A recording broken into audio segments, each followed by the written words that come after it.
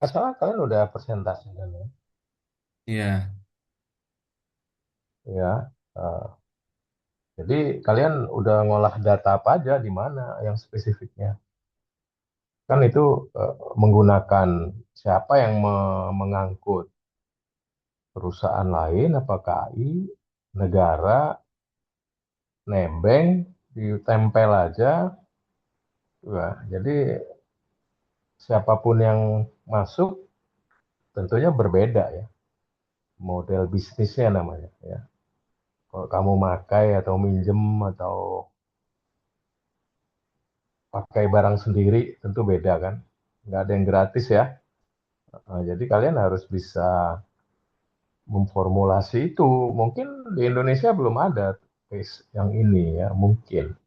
Di luar negeri ada, lalu ya silahkan di apa, diformulasi. Kalau kamu mau nanya pendapat saya nanti bisa berpendapat kemana-mana. Tapi kan yang hal mendasar kalau kalian harus kaji dulu, kan gitu.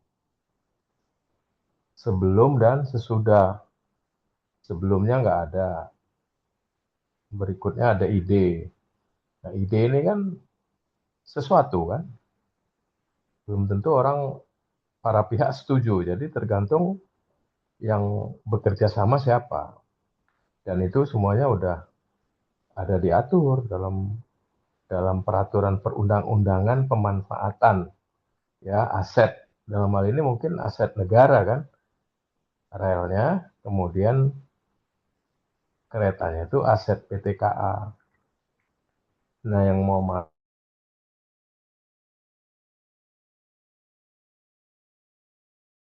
masuk nih siapa logistik. Jadi silakan dan itu masih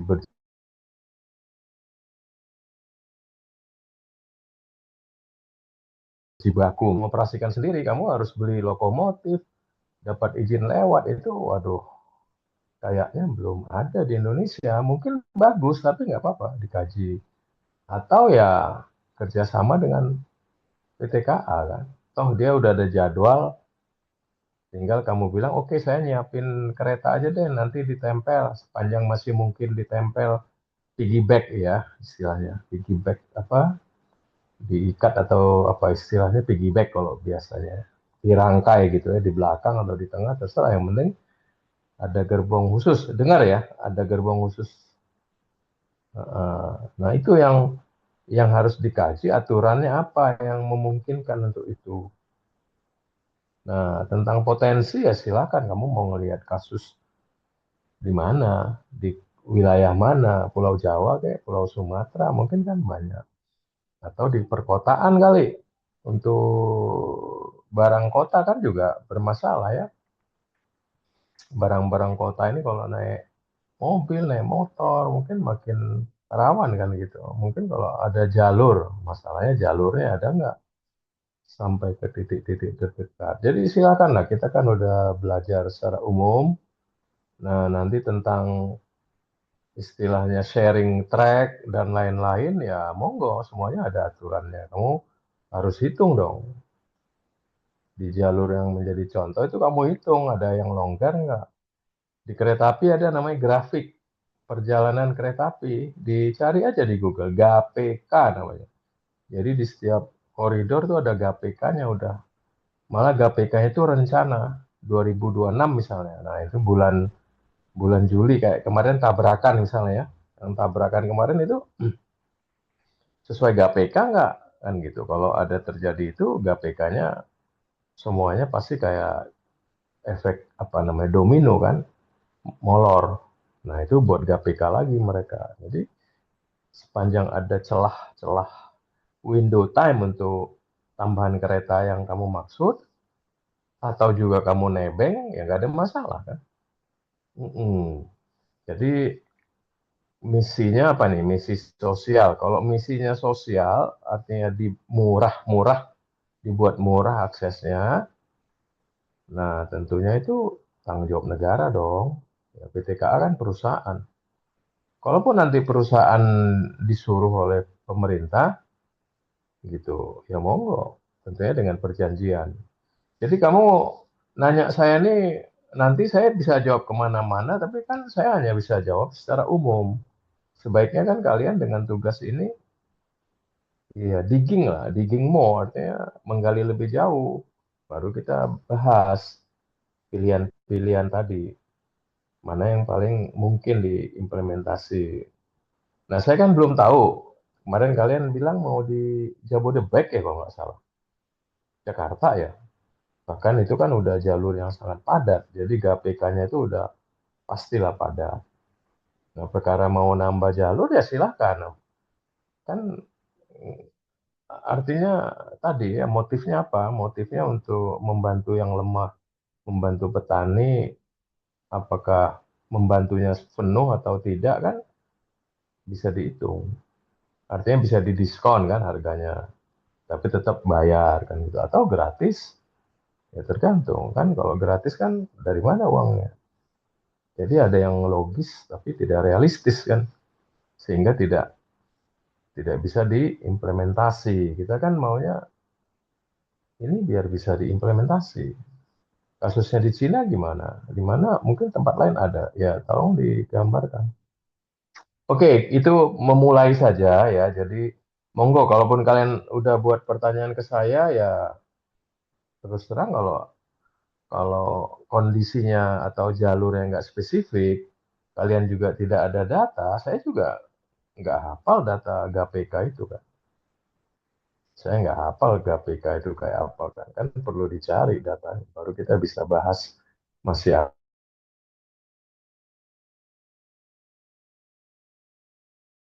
ada nggak window jalur baru kan ya mungkin di luar kepala ya jalur baru tapi di lapangan kan nggak gampang di tengah kota kan udah ada mau bebasin lahan kan mahal jadi ya artinya ada untung rugi lah jadi kalian kaji untung ruginya gitu kalau alternatif lain apa selain pakai kereta api yang sekarang apakah memang mungkin udah lebih baik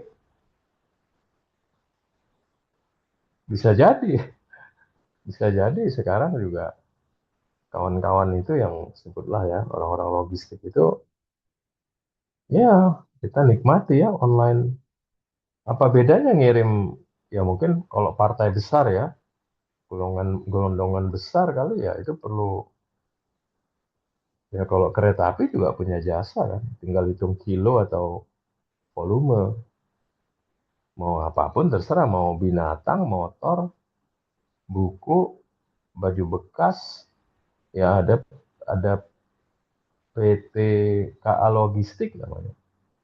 Jadi kan mereka punya jalur, punya stasiun, punya gudang hampir di seluruh kota ya memang mereka lakukan bisnis itu. Pernah pakai PT Alo ngirim barang Belum sih, dan Pak. lumayan kompetitif, lumayan kompetitif. Maksudnya lumayan murah, lumayan murah, ya. Mungkin kenapa kok nggak nendang?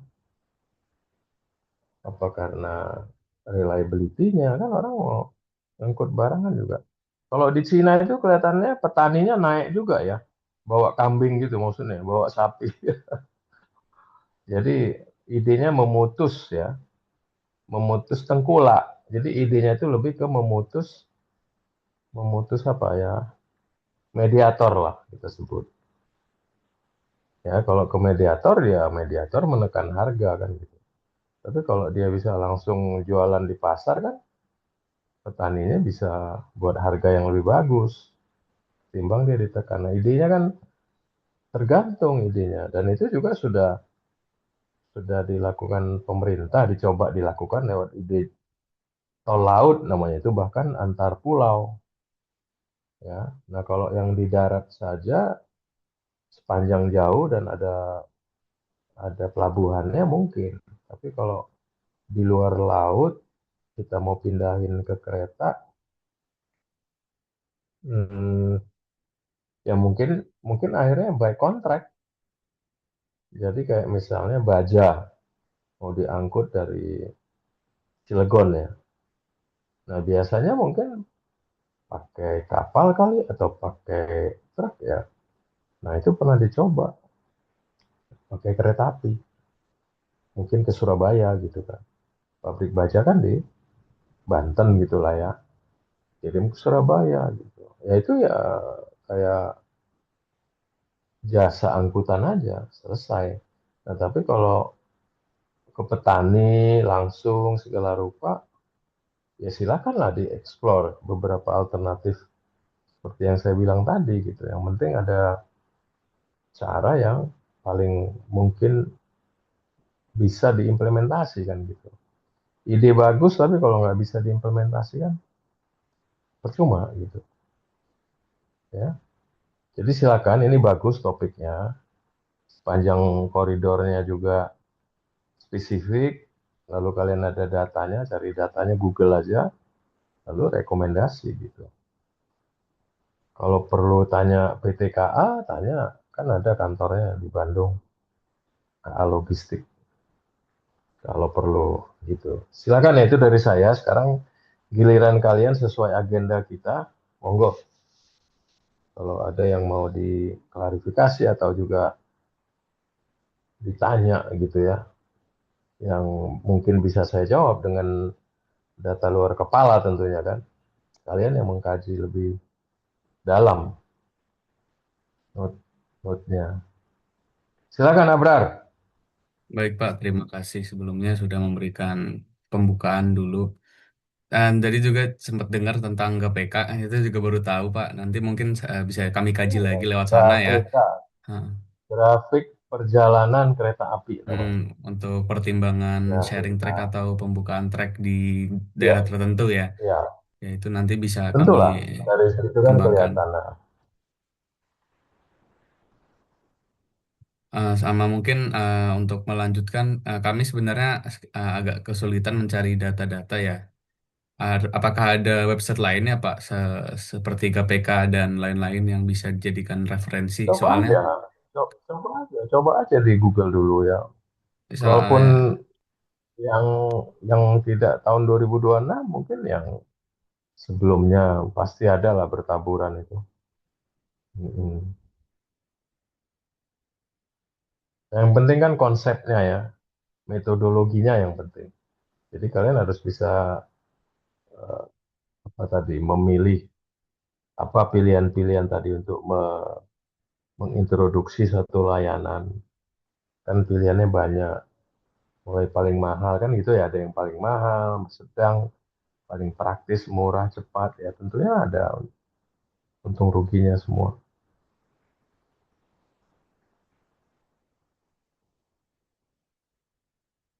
Monggo, ada yang mau di ini temennya satu lagi siapa nih kok diam aja? Jadi, Pak. Ya kok diam aja di. Apa? Ada ide.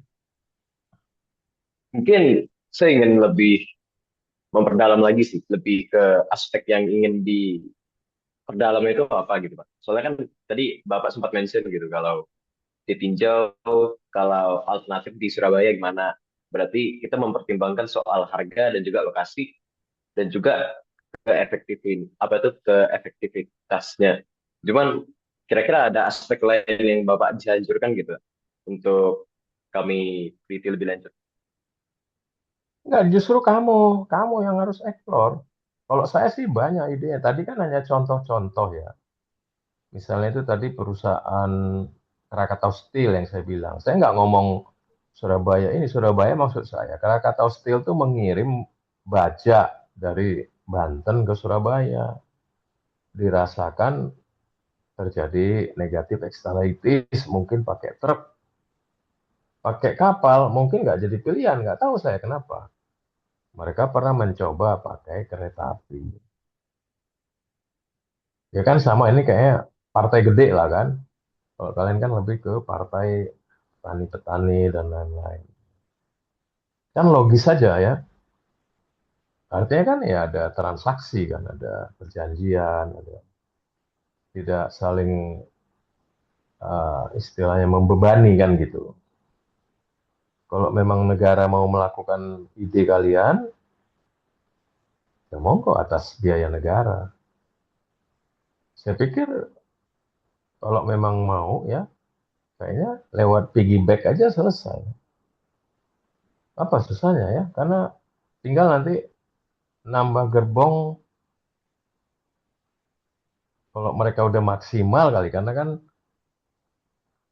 kalau kalau berhenti di stasiun kan harus bisa turun juga penumpang. Tapi kan ini mungkin tergantung tujuan barangnya ya. Kalau barang kan nggak mungkin turun di setiap stasiun kan. Kalau orang kan mungkin jadi panjang gerbong dengan panjang peron ya, itu kan harus matching lah.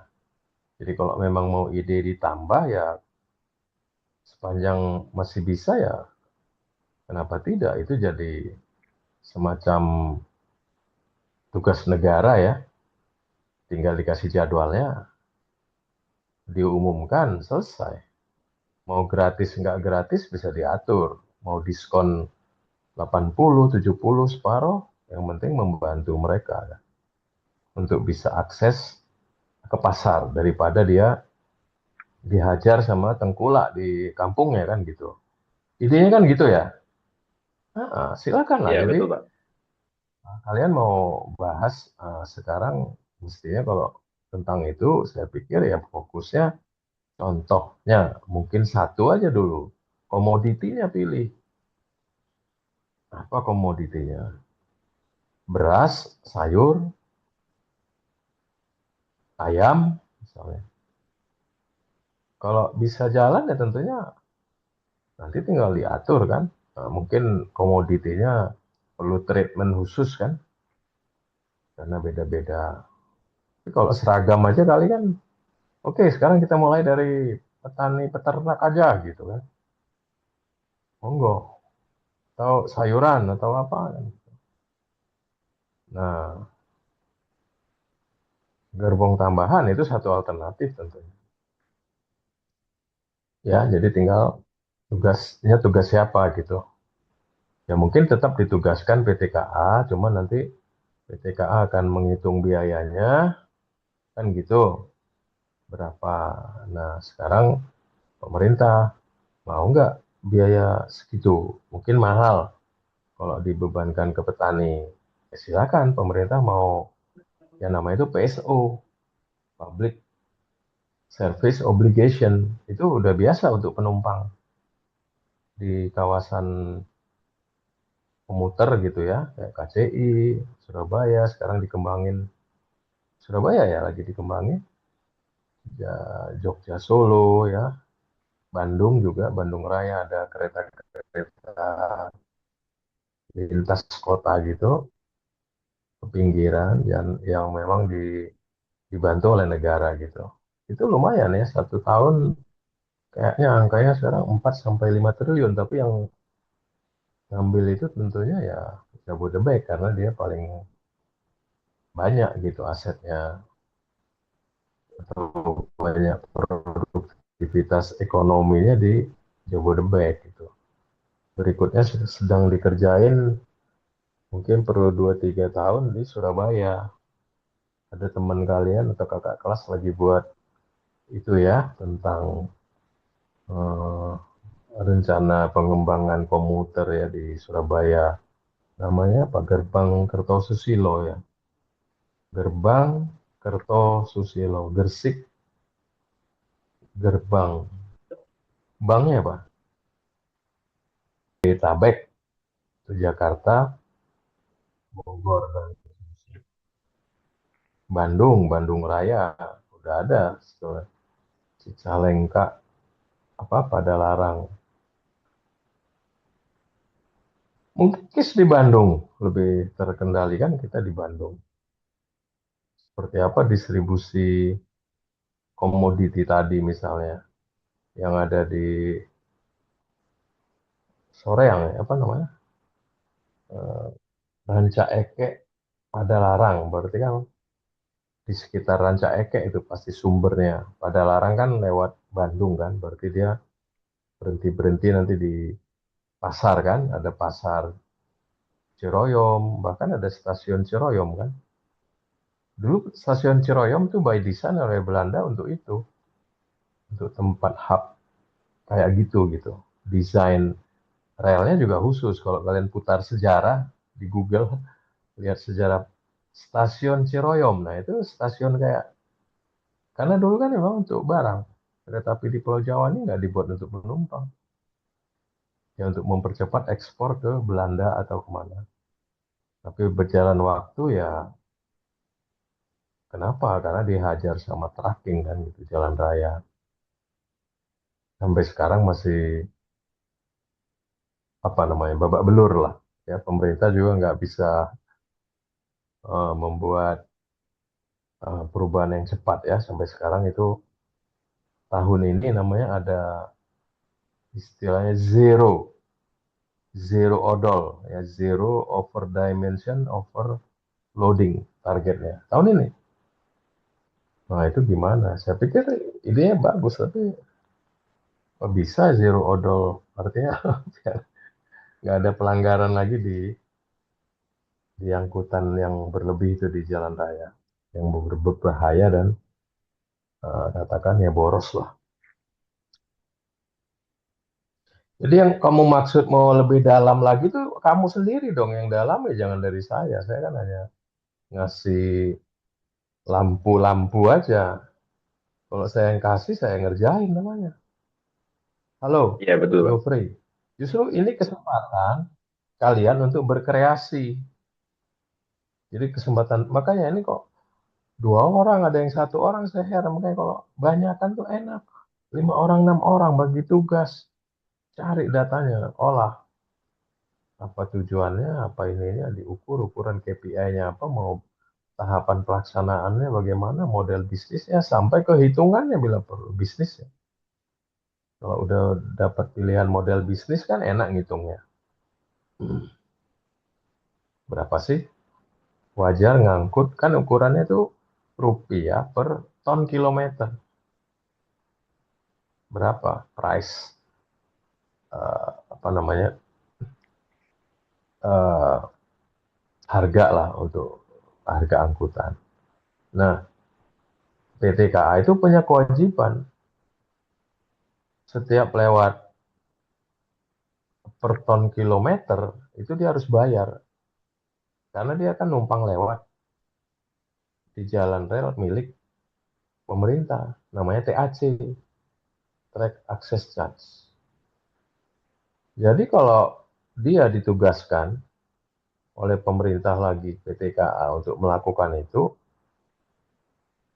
tentu dia kasih charge di atas itu dong. Masa gratis? Gua bayar lewat, masa orang lain numpang gratis? Kan nggak mungkin dong. Ya, ya, jadi kereta api kelihatannya sederhana, cuma maju mundur ya, ya nggak? Gerakannya kan maju mundur. Kalau pesawat kan bisa bisa air show ya. Hah? Artinya apa namanya, eh, derajat kebebasannya gitu terbatas kan kereta api. Pesawat mungkin tidak. Nah kereta api ini kan derajat kebebasannya cuma ya dua, ya maju mundur kan. Tapi di balik itu karena berbeda-beda pemilikan, berbeda aset, ya mungkin kalian udah tahu lah ya, sampai sekarang kita masih bermasalah dengan PT KA kita atau layanan kereta api kita, walaupun ya ada kemajuannya. Gimana? Ada lagi pertanyaan? Ini teman-teman ada yang masuk yang lain? Ini ada empat, satu orang nambah, siapa nih? Alexander Sihaan. Saya yang untuk wawancara kelompok berikutnya, Pak. Oh iya, ini kamu nebeng nih di Zoom teman-teman, nggak permisi. Oh, Kamu nggak oh buat iya. link, kecuali mau pindah gitu. Boleh sih Gimana Pak kalau boleh grup sih Pak apa kalau namanya, mau di grup, kalau mau di sini aja ya permisi dulu, kalau mau pindah nanti kabar ke saya. Gimana grup ini, grup petani, angkutan kereta, kereta untuk petani atau apalah namanya, mungkin dari kami Abrar. sudah cukup apa namanya dari wawancaranya Pak. Soalnya juga ada grup lain jadinya kami gantian juga nggak apa-apa. Nggak apa-apa, santai. Kamu bisa ada waktu 5 menit, 10 menit lagi kalau memang ada yang urgent Oh, iya. untuk langkah lanjut, rencana lanjutnya apa. Untuk Kan intinya gitu, selalu, ya selalu ya dalam kajian, dalam apapun itu selalu kita harus fokus. Judulnya juga harus fokus. Kalau nggak kita bisa kemana-mana. Jadi dalam hal ini, karena ini masalah besar, ya mari kita simplify apa namanya, disederhanakan, biar terkendali apa yang kita bahas. Nah, kita kan di Bandung, mungkin pusat operasi KA juga kantornya di Bandung. Jadi ya nggak ada salahnya kamu main ke PT KA mempertanyakan ini dulu kan. Sehingga sebetulnya mereka pun udah berjibaku gitu, udah. Tapi ya sampai sekarang ya tidak kompetitif. Bahkan saya pernah bilang udah jalan-jalan ke Gede Bage. Itu kontainer mau ke Tanjung Priok. Jalan-jalan ke Gede Bage. Itu kan udah kurang apa.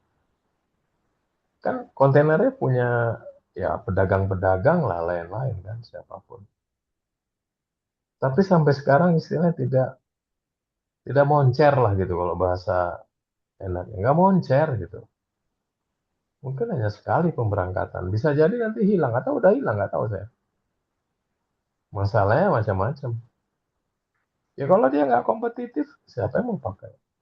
Kenapa nggak kompetitif? Ya mungkin berangkatnya nggak jelas, barangnya rusak, di sono apa sampai ke pinggir laut juga diangkut pakai truk lagi. Itu udah puluhan tahun. Karena banyak pemain mulai dari yang punya kapal, yang punya apa namanya itu pelabuhan, yang punya truk, yang punya ngurus kereta api, punya barang. Ya mungkin di balik itu tentunya ada yang mempertahankan ya, karena dia mendapat manfaat dari kerumitan ini. Ya semua orang udah tahu lah, tapi ya nggak bisa beda mungkin di India, ya. Mungkin di Amerika juga kan terkenal tuh koneksi rel dengan pelabuhan, ya. Sangat didorong. Kamu cek lah kan, kamu bisa Google itu di mana itu ya. Hmm. Kerjasama rel dan pelabuhan itu ada. Untuk di mana-mana di Jerman, apalagi di Inggris. Ya memang dong kan dihitungan di atas kertas mestinya bisa gitu. Memang lebih efisien untuk jarak jauh kan.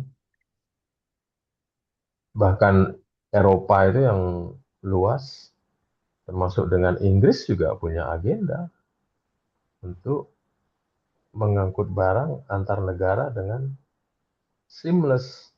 Jadi mereka punya agenda konsep rel Eropa. Kereta manapun boleh lewat dimanapun.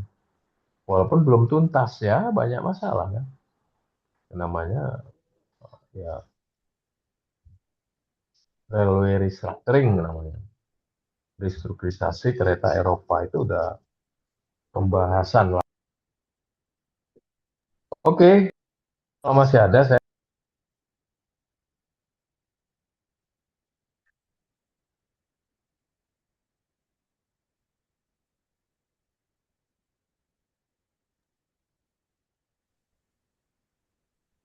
silakan kalau masih ada saya akan respon.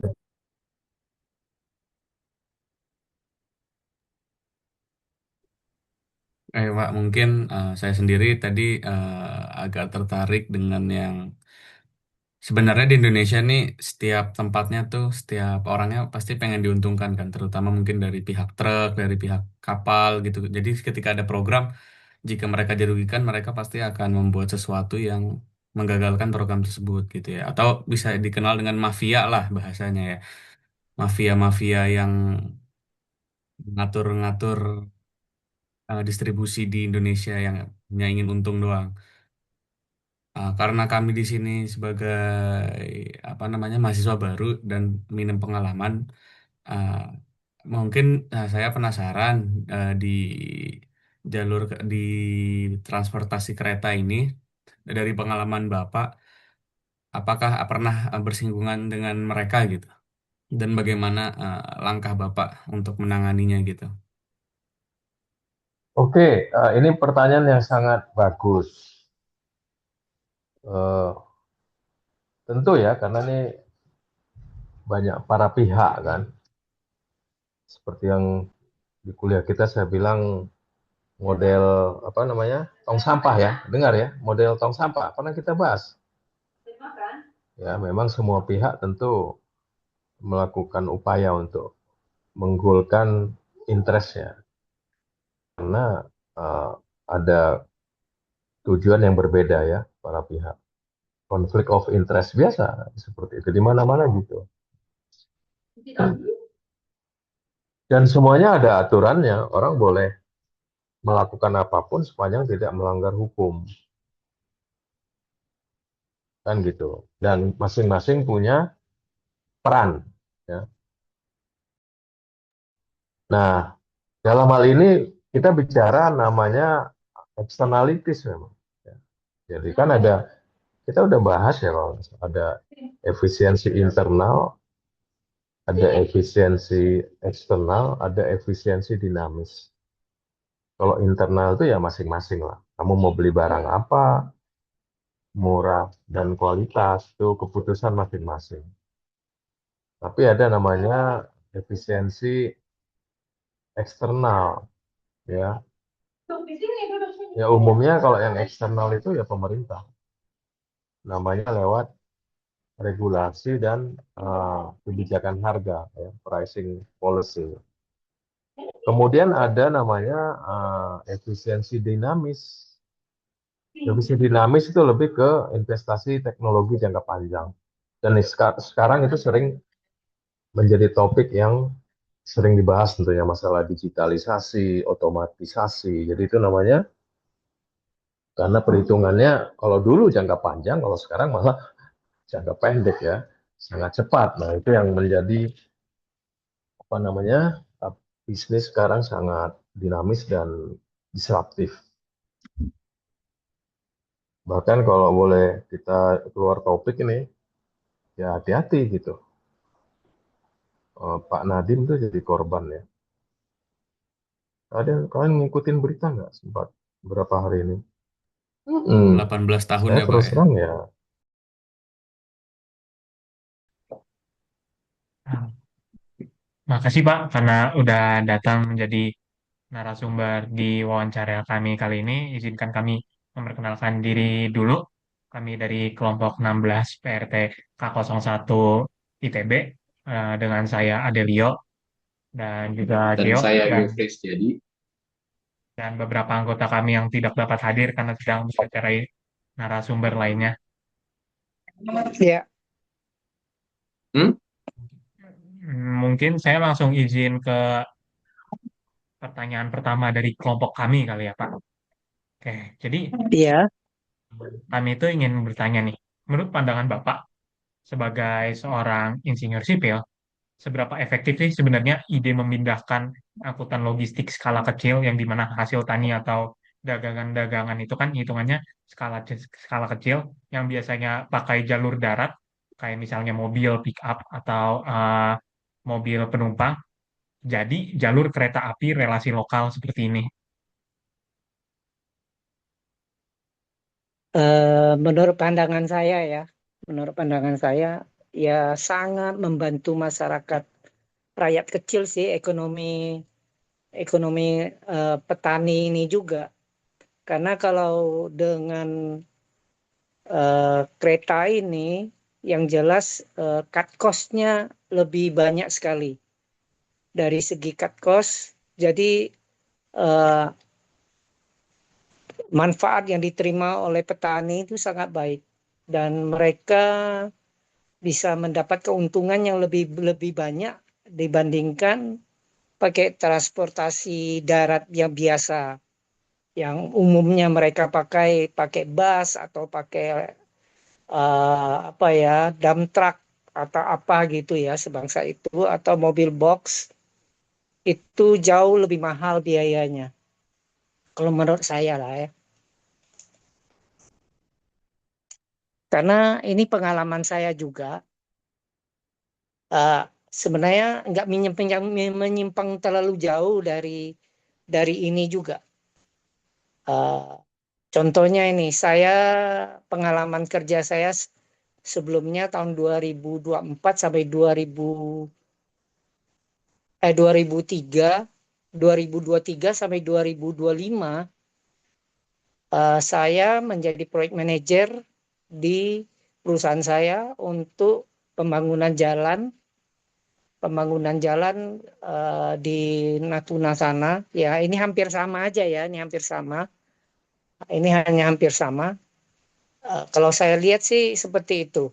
Jadi eh, memang apa ya, program pemerintah ini cukup baik sih kalau menurut saya. Menurut saya sangat baik. Contohnya ini pembangunan jalan yang saya bangun ini sebelumnya, untuk ke lokasi tujuan yang kami bangun jalan itu sepanjang 20 kilo, 20 kilo, sebelumnya itu putus. Itu masyarakat, eh, kami bangun jalan dari Teluk Butun ke Kelari. Kelari itu sangat terpencil sekali. Semenjak dibangunnya infrastruktur jalan ini, masyarakat di sana betul-betul merasakan manfaatnya. Dari segi ekonomi, ya seperti misalnya kelapa. Mereka ini selama ini kelapa mereka banyak di sana, tapi mau diapain kelapa ini? Pembeli pembeli mau dijual kemana gitu? Mau dijual ke kota cukup jauh. Lewat darat tidak bisa, harus lewat laut, mutar cukup jauh. Biayanya akhirnya tidak nutup. Ya seperti ini juga dengan program Pak Prabowo ini ya, yang masalah pakai rel ini sangat baik kalau menurut saya. Hanya sayangnya itu hanya mungkin bisa untuk di daerah Jawa saja. Ya kalau seperti Sumatera ini pun masih belum ini kan. Paling Sumatera ke Aceh kalau nggak salah masih ada. Itu pun tidak terlalu ini sekali.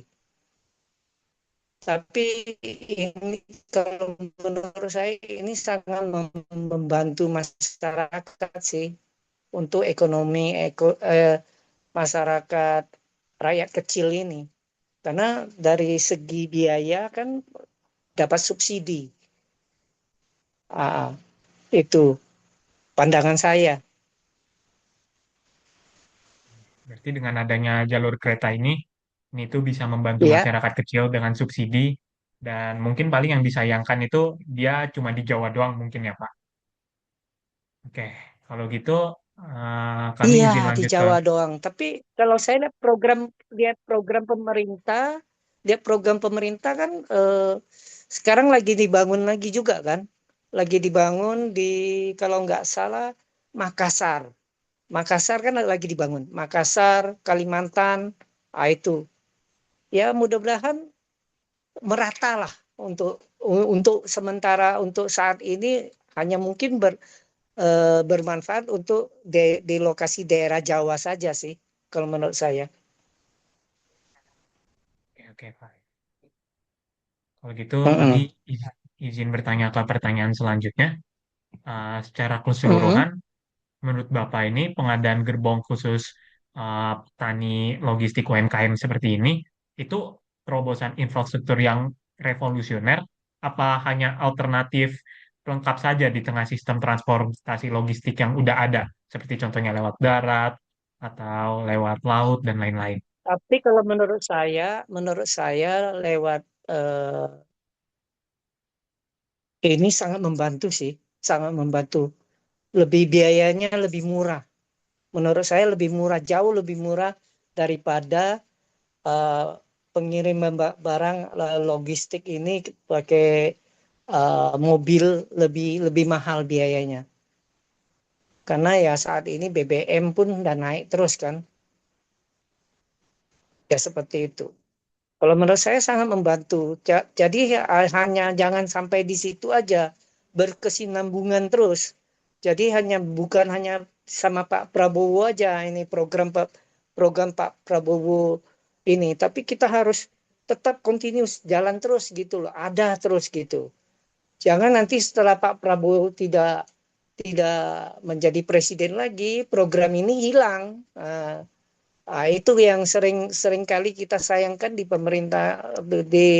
pemerintahan kita ini, ya di situ kita sayangkan ganti ganti pemimpin, ganti kebijaksanaan. Kalau menurut saya ini sangat membantu masyarakat rakyat kecil.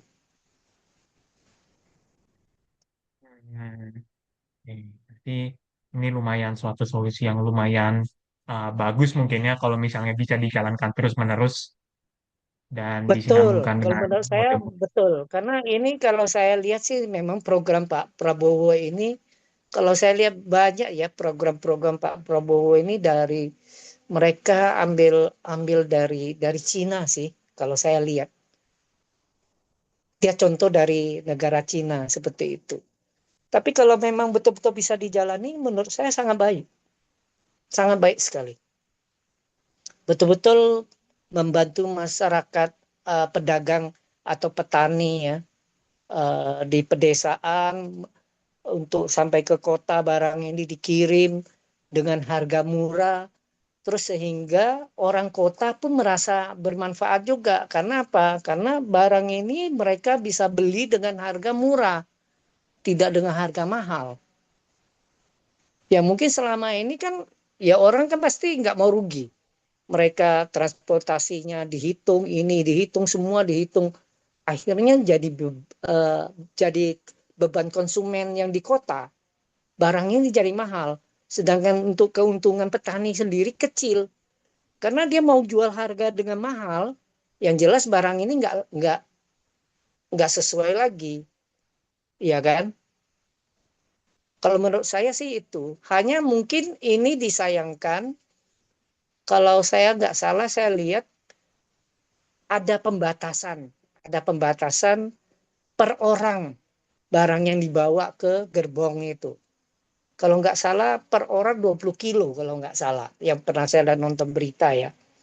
Ya mungkin bisa dibesarin lagi. Tapi kalau dari segi ini pemerintah udah cukup siap sih. Karena gerbongnya pun udah dimodifikasi ya. Dari segi pintunya, tempat duduknya, semua udah dimodifikasi. Kalau menurut saya udah cukup bagus. Betul-betul ini kita dari masyarakat eh, ini kita harus mendukung program pemerintah ini betul-betul bermanfaat. Oke, kalau gitu kita bisa sangat amat melihat uh, hasil yang mungkin akan didapat dari program ini, begitu ya. Itu pertanyaan Iya, selanjutnya iya. mungkin dari Geo. Eh, baik, mungkin pertanyaan dari saya itu kan program ini sungguhlah menarik karena kita tidak hanya berbicara soal dari stasiun ke stasiun, tapi dari interaksi antara stasiun dan jalan dan menyebarnya dari stasiun tersebut. Nah, pertanyaan dari saya itu menurut Bapak, apa tantangan terbesar dari aspek first mile, yaitu pengambilan barang dari produsen ke pusat distribusi, dan last mile, yaitu pengiriman barang dari pusat distribusi ke tangan konsumen. Mungkin sekian. Itu ya. Kalau menurut saya sih, eh, saya rasa itu nggak menjadi kendala sih. Karena mereka selama ini pengiriman barang itu lewat lewat darat ya, lewat kayak transportasi umumnya atau ekspedisi ini. Mereka sudah ada jalurnya sendiri. Jadi kalau menurut saya itu nggak kendala bagi mereka sih. Bahkan lebih lebih lebih banyak mengirit biaya menurut saya. lebih irit biaya terhadap biaya dari segi pengirimannya segala macam. Karena langsung ke pembeli, langsung penjual ke pembeli langsung, nggak lewat perantara-perantara atau hanya telepon-teleponan. Ini langsung bisa langsung ketemuan. Hmm. Oke, Ya mungkin itu. itu jawaban yang sangat-sangat memuaskan ya Pak ya. Oke, mungkin selanjutnya pertanyaan dari saya itu, kan Bapak ini setahu saya adalah engineer yang sudah mengambil bidang keahlian di terutama jalan. Nah, dari kacamata seorang engineer, kira-kira apakah solusi ini benar-benar matang gitu untuk mengatasi solusi logistik pertanian, atau sebenarnya itu masalahnya enggak di logistik pertanian atau lebih ke jalan desanya yang kurang mumpuni gitu. Mungkin bisa dielaborasikan lebih lagi dari Bapak. Tapi kalau menurut saya sih sudah betul-betul ini sih ya. Udah, kalau menurut saya pemerintah eh, apa ya? Pemerintah benar-benar melihat ini dengan baik ya, karena ini memang betul-betul pro rakyat ya. Kalau menurut saya ini betul-betul pro rakyat. Kalau menurut saya pribadi, ini programnya betul-betul pro rakyat. Kita yang rakyat kecil ini betul-betul harus mendukung sama pemerintah. Jadi kalau dari pemerintah sendiri ini, ya pemerintah daerah maksudnya dari pedesaan ini yang harus juga mendukung program pemerintah pusat. Ya fasilitas apa supaya mereka pengiriman barang dari desa sampai ke stasiun, mereka itu dipermudah lah. Jadi jangan sampai berbelit-belit sehingga menambah biaya. Kalau menurut saya seperti itu. Tapi kalau saya ambil benang merah, yang Bapak tekankan itu lebih ke sebisa mungkin kalau sudah didirikannya atau sudah dijalankannya program ini, ya sebisa mungkin pemerintah perbagus lah ya prasarana dan juga Pemerintah sarana. daerah harus dukung. I see. Pemerintah daerah Oke. juga harus mendukung. Jadi jangan pasif aja pusat. Kalau pusat ini tapi daerah sendiri tidak mendukung, mengasih fasilitas-fasilitas yang dibutuhkan oleh masyarakat untuk petani ini untuk ke stasiun, ya sama aja bohong kalau menurut saya. Iya, betul betul betul. Nah, mungkin Jadi harus tadi kan pemerintah daerah aja harus mendukung gitu loh. ya. Nah, tadi kan Bapak sempat mention gitu kalau ini keterlibatan antara pemerintah daerah dan juga sarana dan prasarana. Nah, mungkin yang saya ingin tanyakan lebih Iya, lagi, tadi kan dalam kasus kalau daerah, kalau misalkan ini diterapkan secara se-Indonesia atau apa itu secara makro, kira-kira gimana ya Pak ya? ya mungkin kalau se-Indonesia belum bisa lah ya. Ini kan masih di Jawa. Ini pun Iya, masih uji coba ya, masih uji coba. Ya uji coba, ya mudah-mudahan ya berhasil. Tapi kalau menurut saya bisa berhasil. Tapi, tapi ya harus dengan pengawasan yang ketat. Karena iya, dengan seperti ini pasti banyak kecolongan, terjadi iya, korupsi, penyelewengan. Itu yang harus diawasi dengan ketat. Jadi oknum juga nanti takutnya oknum yang bermain akhirnya.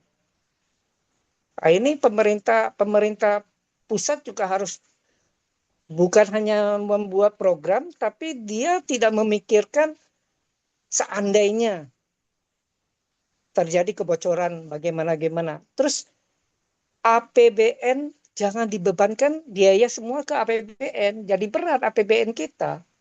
Ya harus cari alternatif bagaimana caranya gitu loh.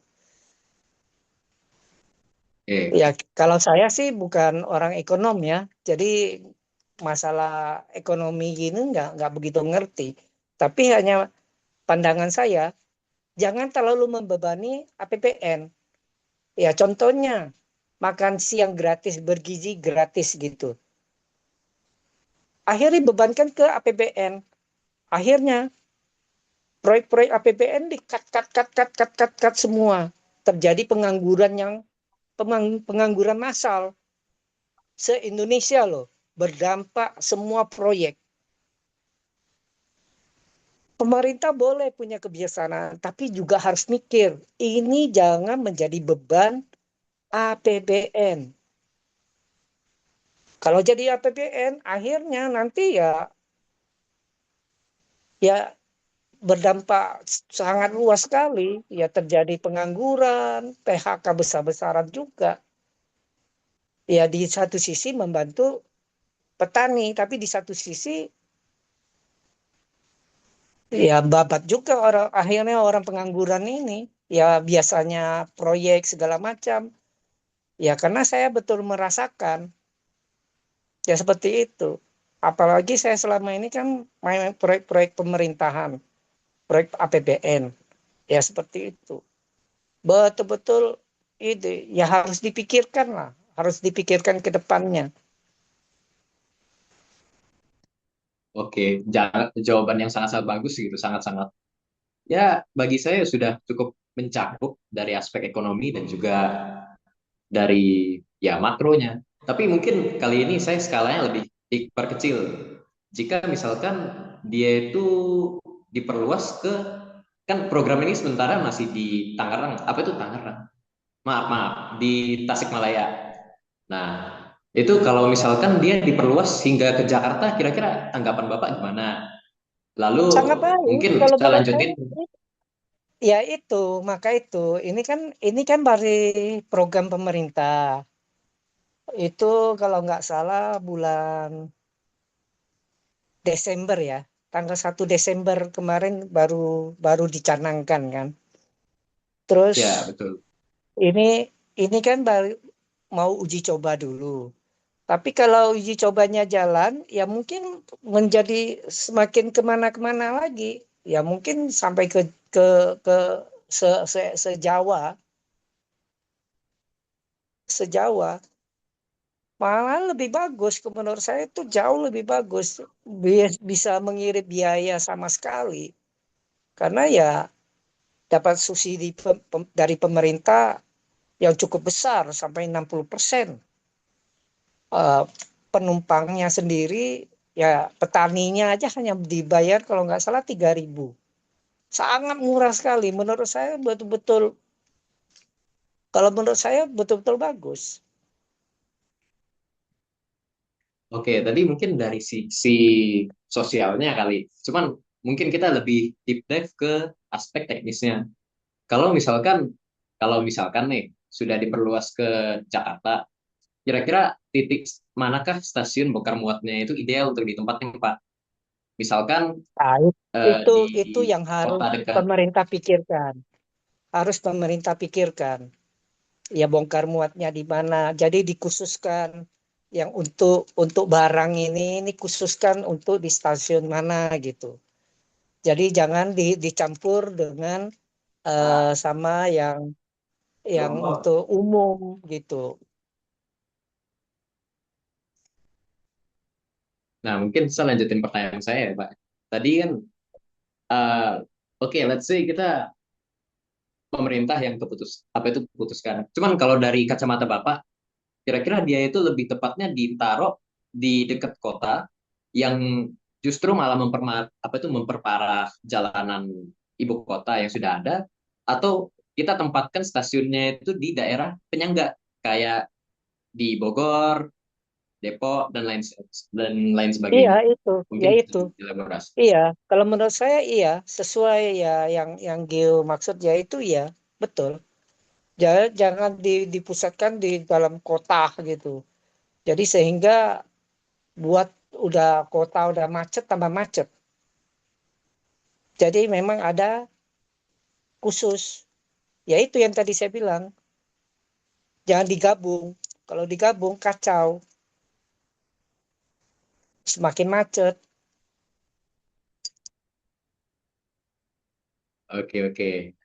Nah, mungkin itu udah hampir semua pertanyaan kami sudah diajukan. Sisa pertanyaan terakhir kami. Nah, ini banyak permisalannya. Cuman kalau semisal program ini diperluas ke daerah Jakarta, pandangan Bapak itu kira-kira potensi konflik yang bisa ditimbulkan itu gimana? Soalnya kan di daerah Jakarta ini ada yang namanya kayak KRL, komuter lain, di mana dia itu sudah ada gitu kereta. Nah, kira-kira dengan diimplementasikannya kereta khusus petani dan pedagang ini, kira-kira dampaknya gimana? Dan juga apakah memungkinkan untuk rel kereta apinya itu di-share atau malah harus membangun jalur yang baru? Mungkin bisa dielaborasikan. Kalau bangun yang baru saya rasa nggak perlu lah ya. Kita manfaatkan yang ada dulu. Karena ini kan baru uji coba. Uji coba kita, kalau menurut saya ini kan baru uji coba, dan kalau bangun baru itu betul-betul butuh biaya yang cukup besar. Jadi kalau menurut saya ya yang ada aja dulu. Nggak perlu bangun yang baru lah. Kalau kayak di Kalimantan, kayak di Makassar ini kan baru dibangun itu. Makassar Iya, kemana betul. itu? Ah, itu. Jadi kalau menurut saya sih nggak perlu. Ini kan baru uji coba. Ya, ya mudah-mudahan bisa berhasil. Kalau ini sih memang saya lihat sih ya memang betul-betul program yang cukup baik sih. Oke. Oke, mungkin itu sekian pertanyaan dari kami ya, Pak ya. Eh, Mungkin setelah ini Zoom akan kami akhiri. Sebelumnya, saya dan juga kawan saya ingin berterima kasih sebesar-besarnya sudah turut membantu Iya, kami dalam penelitian. iya. Oke, oke. Makasih juga sama-sama. Oke, Selamat malam. malam. Sama.